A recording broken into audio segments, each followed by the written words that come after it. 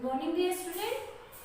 तो आज हम कक्षा तीसरी का विषय हिंदी व्याकरण का चौथा अध्याय पढ़ेंगे, जिसका नाम है लिंग। अब देखिए, चाहे कोई प्राणी हो या वस्तु हो, वह स्त्री या पुरुष जाति के होने का बोध कराता है। ठीक है, तो जैसे कि आपको यहाँ पर बताया गया है कि छात्र खेल रहा है, छात्रा देख रही है। दूसरे चित्र में क्या दिख रहा है कि धोबी कपड़े धो रहे हैं।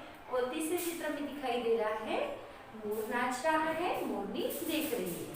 तो अब इस चित्र में छात्र, मोर और धोबी यह शब्द पुरुष जाति का बोध करा रहे हैं, तो छात्रा, मोरनी और धोबी यह शब्द स्त्री जाति का बोध करा रहे हैं। इस तरह से यह क्या है, स्त्री और पुरुष जाति का बोध करा रहे हैं। तो अब हम लिंग किसे कहते हैं, इसकी परिभाषा देखेंगे। संज्ञा शब्द के जिस रूप से स्त्री जाति या पुरुष जाति के होने का बोध होता है उसे लिंग कहा जाता है। संज्ञा शब्द के जिस रूप से उसके स्त्री जाति या पुरुष जाति के होने का बोध होता है उसे लिंग कहा जाता है। लिंग के दो भेद है, एक है स्त्रीलिंग, दूसरा है पुल्लिंग। अब स्त्रीलिंग यानी जिस संज्ञा शब्द के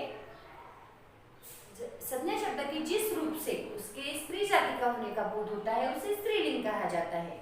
और पुल्लिंग संज्ञा शब्द के जिस रूप से उसके पुरुष जाति के होने का बोध होता है उसे पुल्लिंग कहा जाता है। ठीक है, समझ में आ गया। स्त्रीलिंग जो शब्द हमें स्त्री जाति के होने का बोध कराता है उसे हम स्त्रीलिंग कह सकते हैं, और जो शब्द हमें पुरुष जाति के होने का बोध कराता है उसे पुल्लिंग कहा जाता है। ठीक है, अभी हमने कुछ उदाहरण देखे थे, जैसे छात्र, धोबी और मोर यह पुरुष जाति का होने का बोध करा रहे हैं। ठीक है, और छात्रा, मोरनी और धोबी यह हमें स्त्री जाति के होने का बोध करा रहे हैं।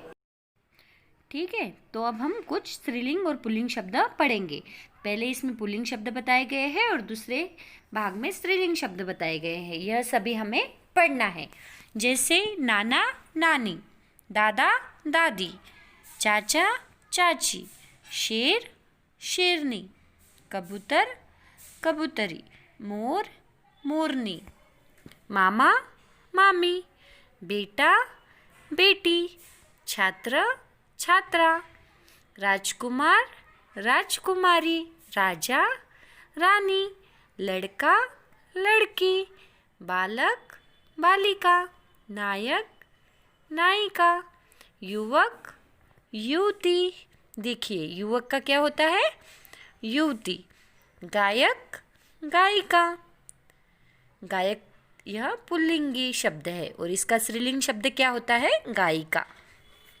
सुनार सुनारिन, माली मालिन, हिरन हिरनी, धोबी धोबिन, चिड़ा चिड़िया, पति पत्नी, पिता माता, पुरुष स्त्री, छाता छतरी, मुर्गा मुर्गी, बाघ बाघिन, बैल गाय, नाग नागिन, घोड़ा घोड़ी।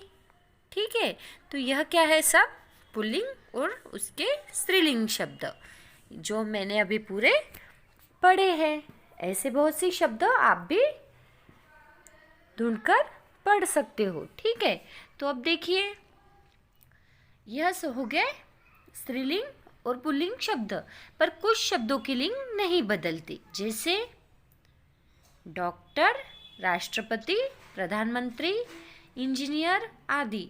इनका प्रयोग पुल्लिंग व स्त्रीलिंग दोनों ही रूप में एक सा होता है।